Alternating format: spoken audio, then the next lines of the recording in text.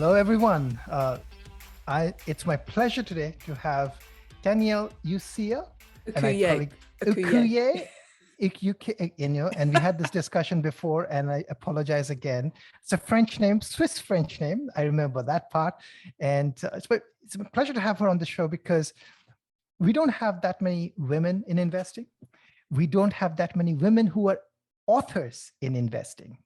Right? And that is a rare combo. And we don't have that many people in women in investing, authors in investing who invest globally, especially here in Australia. So it's my real pleasure to have Danielle here on the show. And I'm going to ask her, she has a long CV of working overseas and working in equities and now doing her own thing. And she has a website, which I would refer you to. We'll have that in the show notes, shareplicity.com.au. 2 books there for people to check out, but I'll let Danielle introduce herself to us. And then after we're done hearing her story from her mouth, her version, I will ask some questions. Again, this is going to be all about her talking and me just listening and just guiding the conversation. Thank you. Over and to I've you. got to get your pronunciation of your name correct now, and I'm going to do it incorrectly. Aniban? Oh, that's very close. Better than what I did for your last name, right? So I love with it. people from different backgrounds, this is what happens. Exactly. And when you've worked overseas like I have and worked, because for your audience, your listeners, I worked at Baring Securities, which was a very, very famous emerging market stockbroker for England's supposedly oldest bank, who was also the Queen's Bank and was obviously very famous for going spectacularly bust in 1996. But we had a trading room floor with 300 people from across the globe. And trust me, when you did emerging markets and you had all these wonderful characters from around the globe, sometimes the pronunciation of names went a little awry. That's fantastic. Yeah. So sorry, go on. Please go on, please. Again, as I said, it's your floor is to you. Okay, so look, really briefly for your listeners, I trained as an equities analyst here in Australia. I did a commerce degree, which was it was starting then back in the early 80s of women actually moving more into finance. It was an amazing time of change. There was the Big Bang in London, and a company called Barclays de Zoete came out to Australia. Of course, that's now all since disappeared. It was gobbled up by ABN AMRO and then Royal Bank of Scotland. But the long and the short of the story is, as I trained as an analyst, I then moved to London and I did emerging markets, specifically smaller Asian markets to start with, known as TIP, Thailand, Indonesia, and Philippines. Very lucrative. Barings held most of the market share with Fleming's, which has become JP Morgan. Amazing times, 1990s. People could not get enough of emerging markets at the time. It was a real boom. And then it all went very pear-shaped. We went bust, Asian currency crisis, long-term capital management, say no more. And I ended up back in Australia in 2003 after I got divorced, after I'd had my son.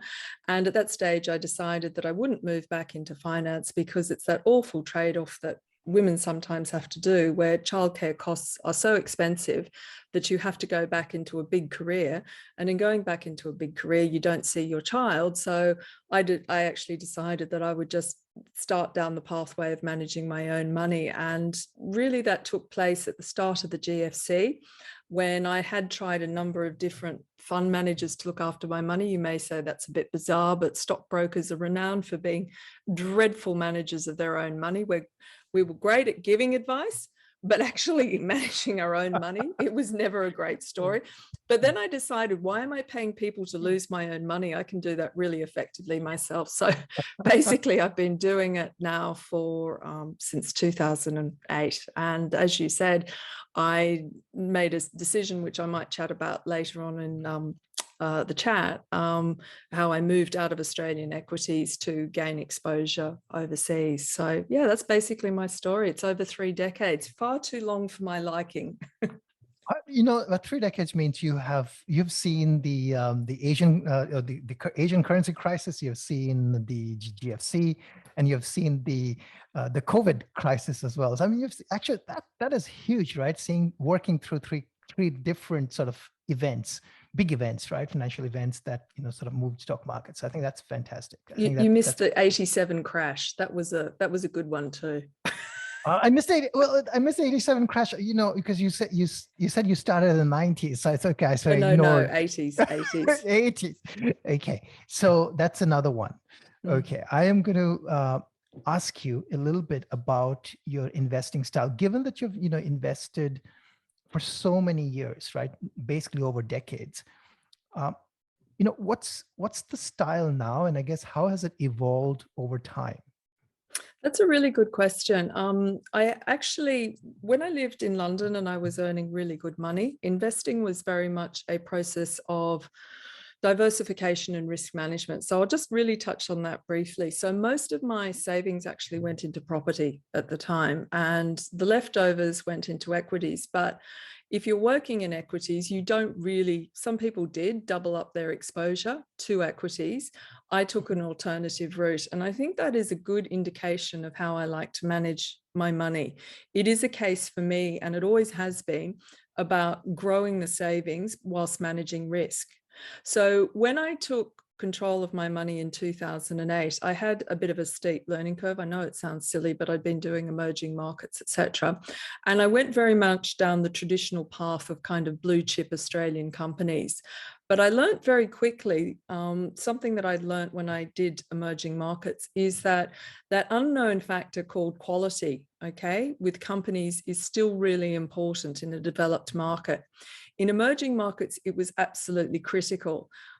Because when the countries like Philippines, Indonesia, India, you know what it's like. They see all this foreign money coming in, and for them, it's like, wow, this is free lunch. We can potentially, make the most of this. So it was really important when we were putting the institutional funds into the emerging markets. I used to say, it's worth paying up for a company that you could sleep well at night, that you knew that they kind of weren't going to abscond with the funds. Now, I'm not saying Australian companies have that same disposition, but I have learnt over time that my portfolio style is probably more orientated in that direction. Having said that, I'm not averse to probably in some instances taking bets on companies which other people would say, oh my God, they are so risky, you're absolutely crazy. And that would probably be a company that you and I both share a passion for, which starts with the big T for Tesla. So, but that's a whole conversation in itself.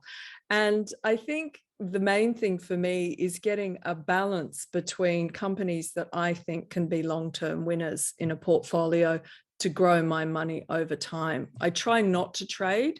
I don't think I think trading can be very, very difficult. And so that's kind of where I come from. So you talked about trading, and this was not in the my list of questions that had it's my preliminary draft of questions. So this is like I'm throwing on the spot here, but this is related to trading a little bit. Do you because you've got this wide range of experience, right? Do you do sort of normalization of PE type of trades, like, okay, this stock has dropped like to a 10p and it probably should trade at a 20, like the Australian banks, right? I mean, they seem to have this PE range that they trade in. They go from 10 to 20, from, okay, this thing is going to die, to, okay, irrational exuberance. This is like the next Apple, right? And there's that range. Have you ever tried that? Or is that something that you haven't tried? Sometimes. So I've got, I have to explain that I run two portfolios, one the investment one that I've lived off, and the other one is my self-managed super fund.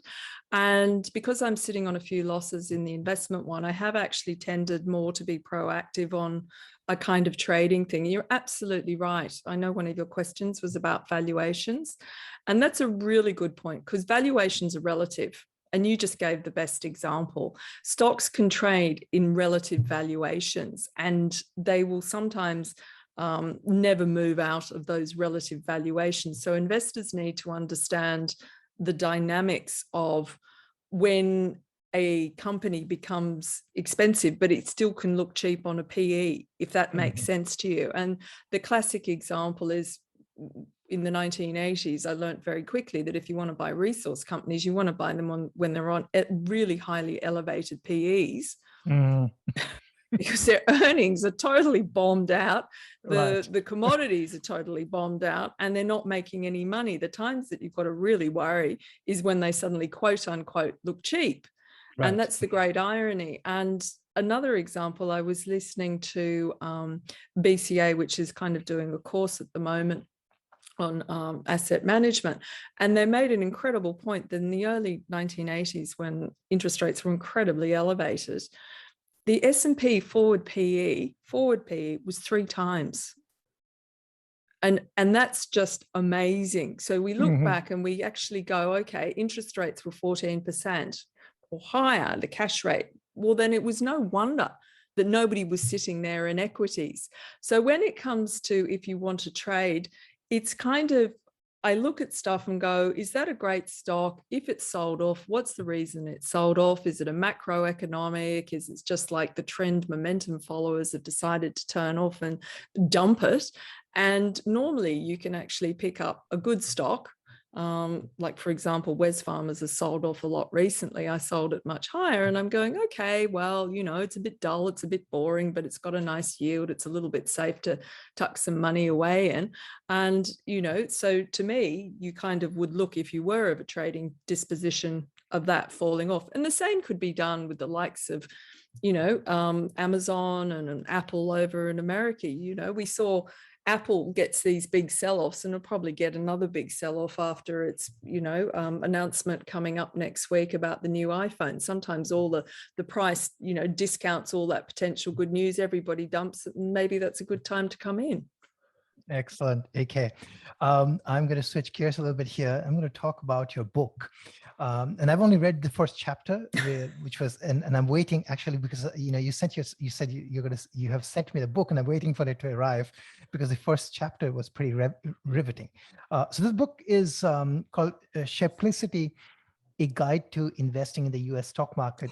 So this is clearly not written for, I guess, those people who are actively investing in the US stock market. I guess there's actually, I'll take that back, because if you read the first chapter, there's actually a lot there for even those people who are regularly investing in that market to take away.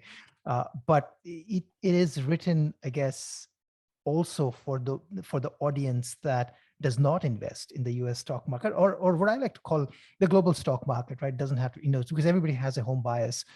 And, you know, if your home doesn't happen to be, I guess, the US of A, then, you know, if you live in Australia, then you primarily are maybe focused on the Australian stock market. So I thought, you know, but the first chapter is fabulous. I guess, can you tell us what this book is about? And I guess what caused you to write this book, or what was the motivation behind writing this book? The real reason was I just felt there are so many opportunities in the US, which I know if you're a US investor, you go, well, duh, yeah.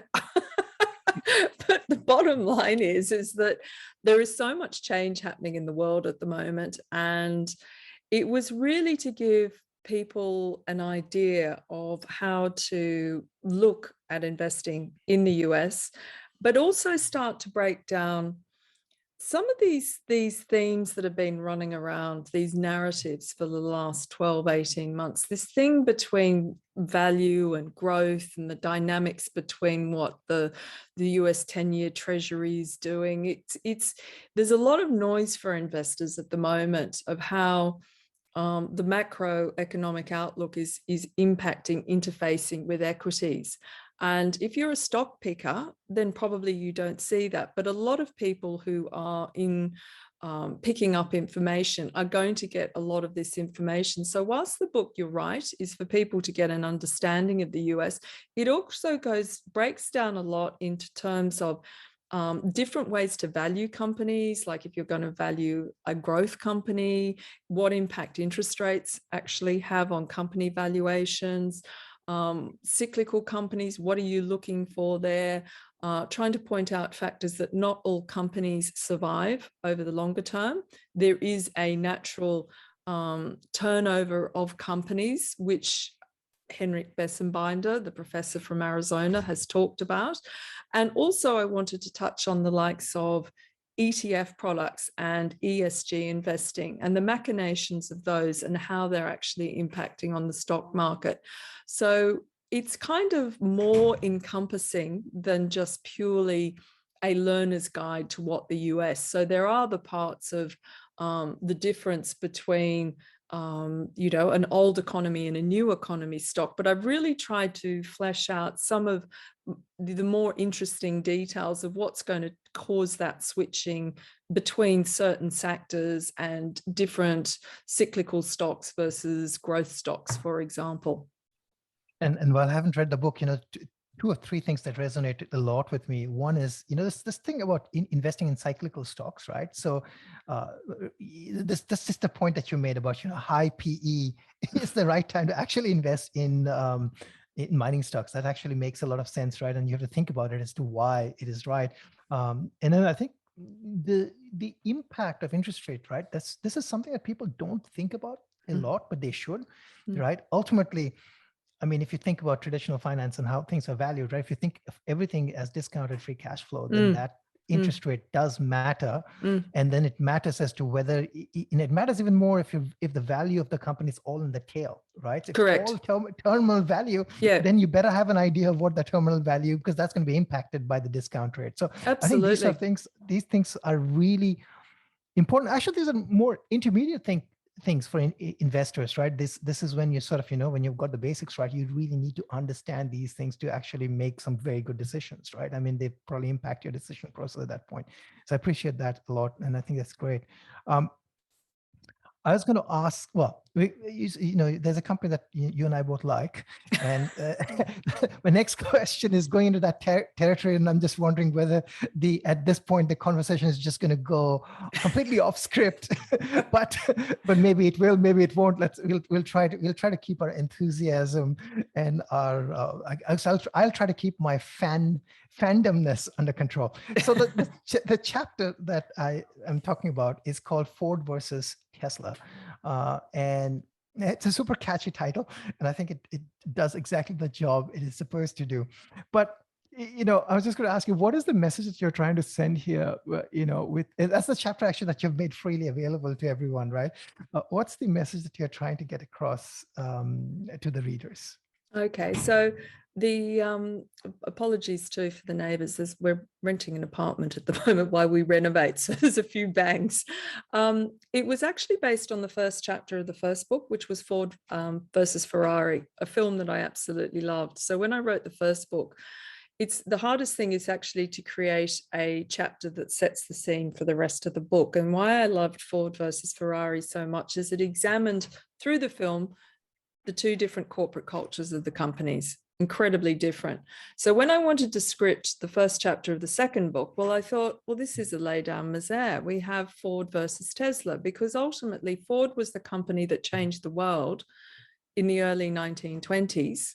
Okay, it was a complete change maker, the combustion engine, mass production of vehicles. And to me, the analogy or the similarity is what potentially Tesla is doing in our lifetime as we, live and breathe. And I really wanted to show the stories of both these two companies and how much it's almost like we may have history repeating itself, but because we didn't live through the history 120 years ago or 100 years ago, we don't realize it. But potentially, or I believe very much, Tesla is such a game changer to the world. And so I wanted to explore, as you know, in that chapter to set the scene of how much the world is changing at this point in time. And there's always that analogy called the boiling frog. We don't realize that we're going through this until we actually come out the other side. Like, who would have thought the smartphone, 2007, I mean, I rejected, for someone that's progressive, it's quite bizarre. I rejected my rebellious side saying, I'm not going to get an Apple phone. I'm not going to get an Apple phone until my son, who was, 10 goes, oh, for God's sake, Mum, stop being so stupid. Get an Apple phone. Of course, now I'm a complete, convertee. But I think that really it's symbolic of not only what's going on in the mobility, transport, energy industries, but it's also a symbol of what's going on in so many other industries at the moment. So old economy stocks, incumbents, you're either innovate or you're disrupted and you die. That's right. I love this. Disruption is actually a big thing for us at Seven Investing. Simon, who's the co-founder, the founder and CEO of Seven Investing. His Twitter handle is Seven Innovator because he loves this idea of disruption. I'm going to ask you. So you talked about this a bit.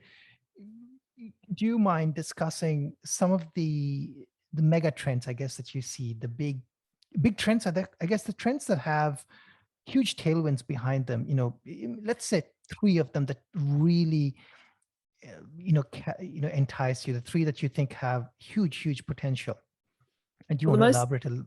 yeah, sure. The most obvious one to me is decarbonisation. That's the the lay down one. The world really has to move very quickly, and as you know, the politics in Australia can be quite blurring on this, but it seems to me that quite a few investors in Australia have drunk the Kool-Aid on this now. As we know, lithium stocks are going through the roof. But I do think that is a game changer. The obvious other ones are the ones that really have been developed, accelerated, progressed, will continue to grow from the big FANG stocks. We are talking cloud computing, digitalization, cybersecurity. None of those are actually going away. I mean, I'm yet to be convinced that the metaverse is going to actually turn into what Mark Zuckerberg would like, but reading about what NVIDIA was doing with the Omniverse is actually really interesting. So I think the transition from it's not like the physical world is going to disappear, because no one wants that. And I think we'll all come out of lockdowns, as people probably know. Australia, Sydney, and Melbourne are in terrible lockdowns at the moment. And we were actually going to want to flock to actually being in physical presence of other people. But I think undeniably the digitalization of the world is going to continue. And in one of my presentations, I presented two pictures. One was a picture of the globe with this interconnectedness, and the pandemic did something really strange. It actually put up the geographical boundaries between countries really substantially. But at the other side, it actually melted away as we became more reliant on the internet and on our digital marketplaces and everything. And I think the seminal moment for that was Square's acquisition of Afterpay. You're actually seeing now that incumbent financial institutions can't hide behind the oligopolies, let's say, that have existed in Australia. And America's a different example because they've got thousands and thousands of banks. But the point is that we are going to continue to see those trends. So the major thing for investors is, if you find that trend, what's the best way to play it? Because inevitably, when you get the secular tailwinds, as you talk about, and people see growth, then competition just moves into the market. And at the moment, what I am seeing is almost a bubble emerging in companies chasing the millennial purse and the millennial eyes. And particularly you're seeing it in that fintech payment space. And that's the one thing that you have to look out for, is the optics of the trends. They're wonderful stories. They're very attractive. You can get large total addressable markets and great numbers that you wrap around them, and they become like the story trends or the story stocks. But ultimately, you've got to have the winning ones that are going to make it through all that competition or the regulation that it actually attracts. Because as we know, there is probably going to be a move now towards more governments regulating, with some of these larger companies, etc. That's right. Yeah. So regulation and tech, now that I think that what you say is absolutely right, because on the one hand, we have boundaries, then boundaries are sort of become diffused because of tech, right? And we can do so many things. Today people can work from anywhere because most companies are saying we no longer need a location, right? and that changes the game. It changes a lot of other things for government, and especially governments where there's a social welfare system, right? Because that depends on a lot of other things, and those are being challenged. in some ways. And then, of course, we could talk about crypto, and that is challenging things in a whole different way. But you're right. So if you can find those winners that have the potential to live for the long term and continue growing, those are the ones that are going to deliver. Of course, you cannot get every one of them, but you want to try to get them. I also will note that you said decarbonization and not climate change. I love that. Actually, I'm going to use that terminology now because that actually climate change comes with a lot of baggage. But if you say decarbonization, doesn't seem to have that much baggage. So I love the decarbonization angle. That is actually fantastic. This is maybe for people, you've got this whole heap of experience and sometimes just, as you said, decarbonization versus climate change. That's a different angle actually looking at, the words change, the angle changes. I'm just interested in understanding how you build an edge. I guess, what's your edge and what would you tell, and I guess investors who have recently started or, have been investing for the last few years, 3-4 years, which have been a fantastic bull market. So everybody thinks that, we're all geniuses, right? Because the stocks only go up, but they sometimes go down too, and they go down hard. So given your experience, given what you have seen, what's your edge and how do you think an investor can build an edge? Okay, so really good question. And the first thing I want everybody to ask themselves, well, what edge are you trying to achieve?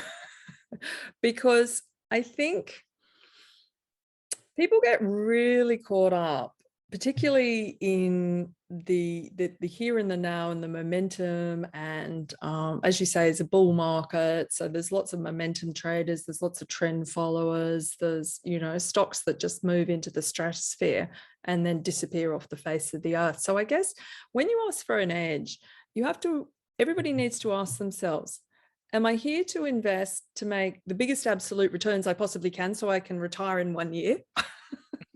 Or am I going to stick around and become that wonderful, huge tree that just keeps on growing and growing and reaches to the sky, and you create your Warren Buffett type of wealth?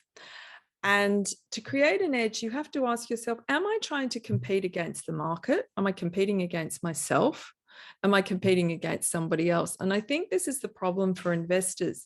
It's really hard to stick to your knitting because you're constantly feeling, well, why is my stock not going anywhere? And that stock keeps going up. Well, therefore, my decision is incorrect. Therefore, I better jump onto that stock. So I think the edge is trying to control one's emotions and remember what one's goals are, because great stocks, even the one we like Tesla, like this year is kind of turning into, after such an amazing year last year, you couldn't expect Tesla to go up in an exponential line this year. I mean, it's just unrealistic. But so a lot of people go, well, I'm bored of that one, I'm going to disappear, go away. But in fact, this is probably the year where you want to be accumulating it. And it can take good stocks a very long time of doing nothing before suddenly they take off. And by the time they're taking off, some investors who haven't been on that are then kicking themselves so they can't get emotionally over the hump of investing. So the edge is knowing yourself, knowing your stocks, and knowing what you are trying to achieve, and not trying to make it a constant race to be able to beat one's chest and say, I've got the chicken dinner winner every day, because that's just not going to happen. Even every week, you're not always going to win. And the other edge is remember, you've got to cut your losses sometimes.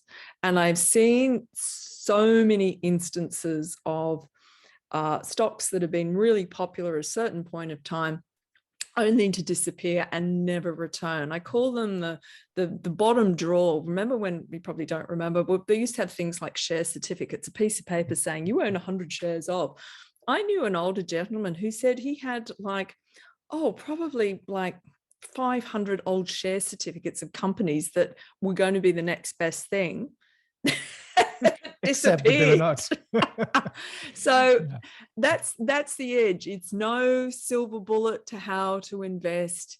It's really basic stuff. Knowing yourself, knowing your companies, and not chasing everything.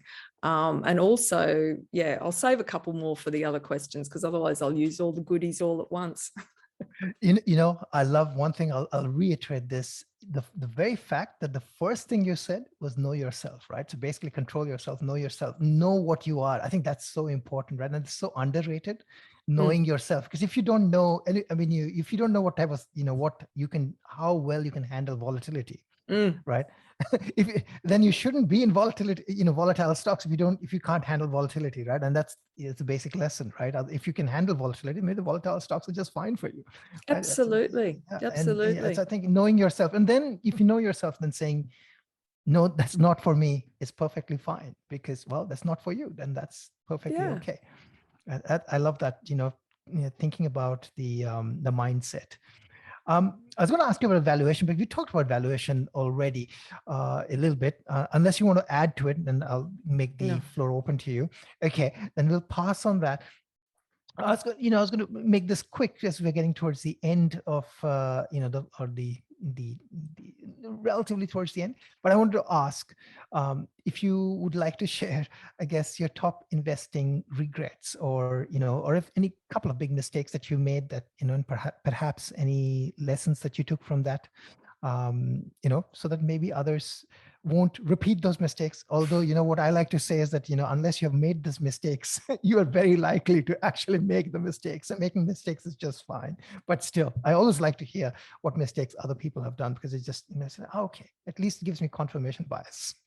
Yeah, it's you will only learn from your mistakes. That's the bottom line. I mean, the universe has a way, it keeps on, it's a bit like I always say, a wet fish slapping you in the face. It'll keep on hitting you until you wake up and smell the coffee beans and you stop doing it.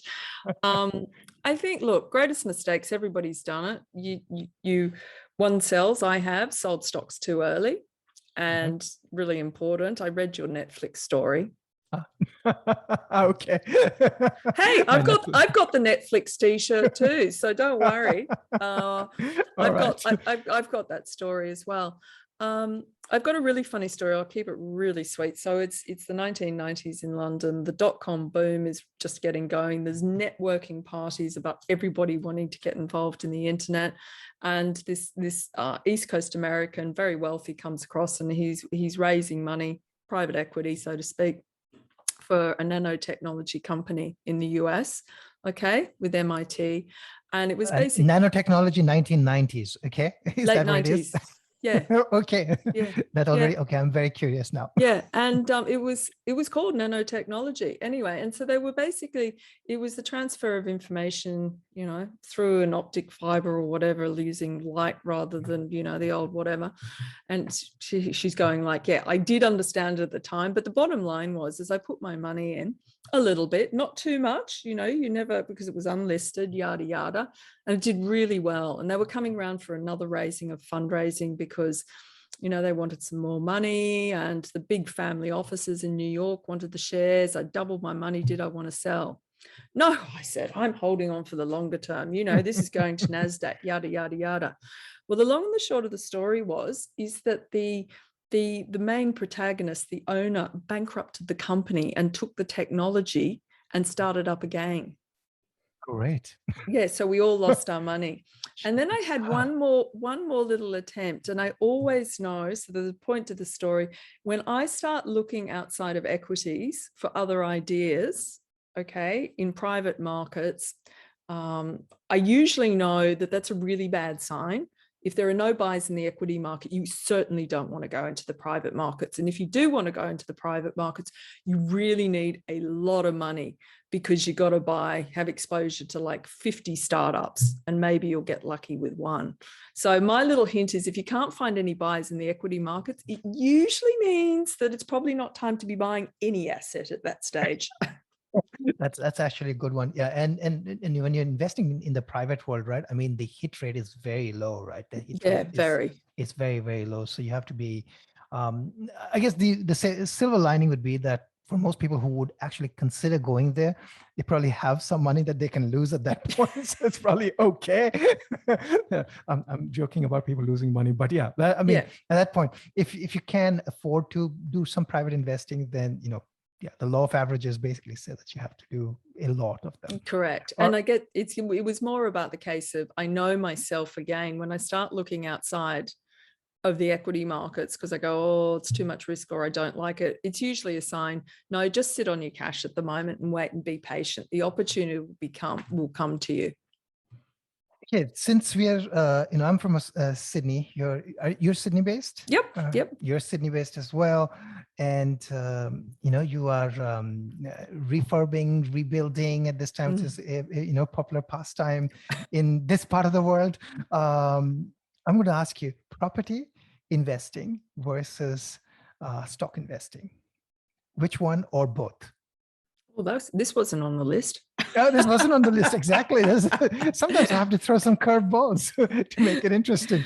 Just curious. And there's no right answer to this, I think. Yeah, no, because I haven't actually had a wage per se for quite a long time, property investing is actually not an option with the capital I have available to me. So I've always split my asset class pretty much 50-50 between, my home. I haven't had debt since 1994 or something. So between property and then my equities. If I want to invest in property, well, hey, there's enough fabulous, property investment trusts in America and Australia. I don't need to go out and buy investment properties. So no, that's just not my gig. I like equities because I like the liquidity of them. I did venture into corporate bonds. Didn't like them very much. They have a terrible habit here in Australia of just liquidity disappearing completely. So if you actually have a massive drawdowns in the markets and you're getting uncomfortable or whatever, not that I borrow to invest again, I would never do that. I'm too risk averse at this phase in my life. But equally, when I was younger, it's just not something I would do. I just sort of think that's a risk too far. That's taking the fast route to try and make your millions. I don't tend to go down that property investment route. And if you do, people can come very unstuck because it's an illiquid asset, or can be very illiquid. And leverage works beautifully to the upside and actually works wonderfully, poorly on the downside. Correct. Right? So that's the other thing with property investing, is that you would likely have, unless you are very rich to start off with. If you're very rich, then why are you investing anyways? You probably don't need to. I think that's the main thing. If you've got a lot of properties and you've got 10% invested capital and the rest of it is debt, then you are levered up, which helps your returns, but it may not as well. So exactly. And a lot of people that had margin loans were wiped out in the GFC. And, there's a lot of sad stories from that. And that's, I think, a lesson to everybody, as you made the point about, we're in bull markets and everyone's a genius. And I still have very vivid memories of how bear markets just, can totally change the whole specter of everything. Yeah, and if you're levered up, then the bear market comes to you in a hurry. Really comes to you in a hurry. So exactly.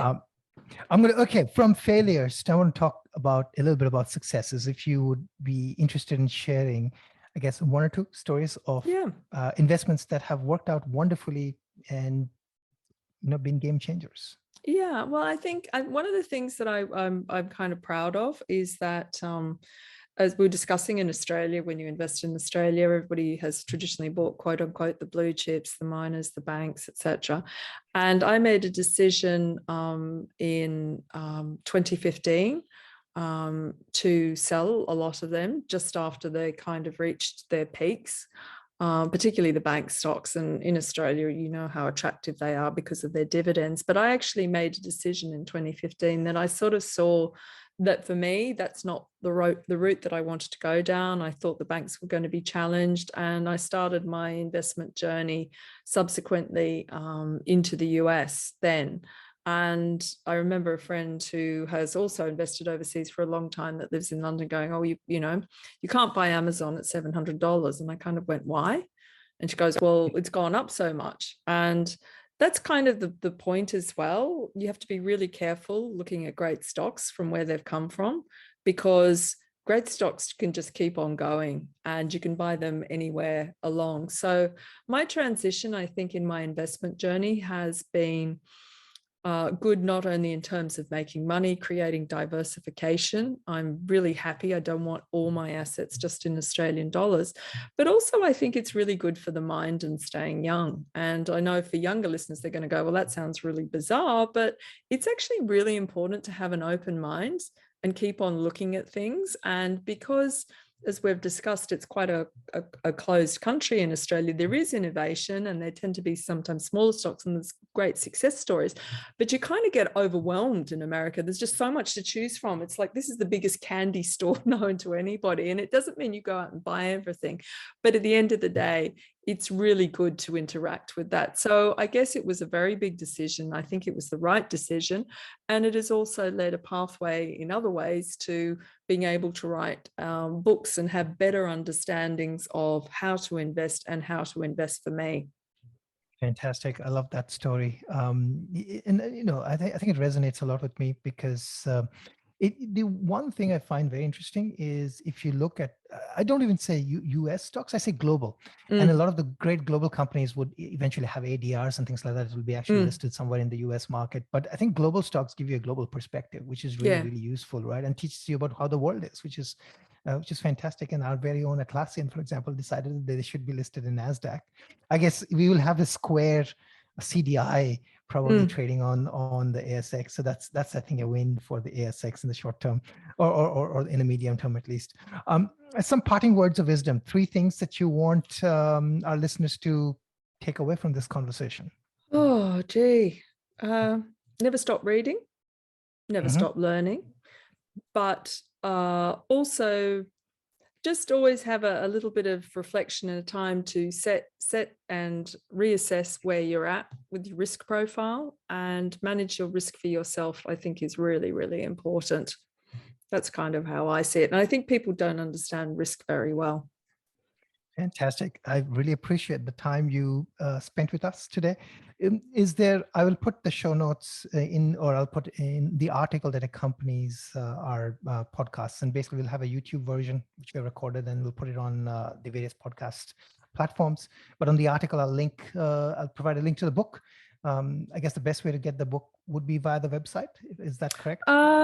Yeah, for Australians, if you're overseas or whatever, it's on Amazon. It's basically online everywhere. So Booktopia, Amazon, all good bookstores in Australia, or you can buy author-signed copies by myself from my website. I will provide the links to the Amazon one, or if you send me, I'll actually find the Amazon link. That shouldn't be that hard. And I'll provide the link to the website. So for anybody who wants a signed copy, they can, I guess, get in touch and get a signed copy. Absolutely. Danielle, thank you very much for spending time with us today. My pleasure. What a fun, interesting, hopefully, conversation. Thank you.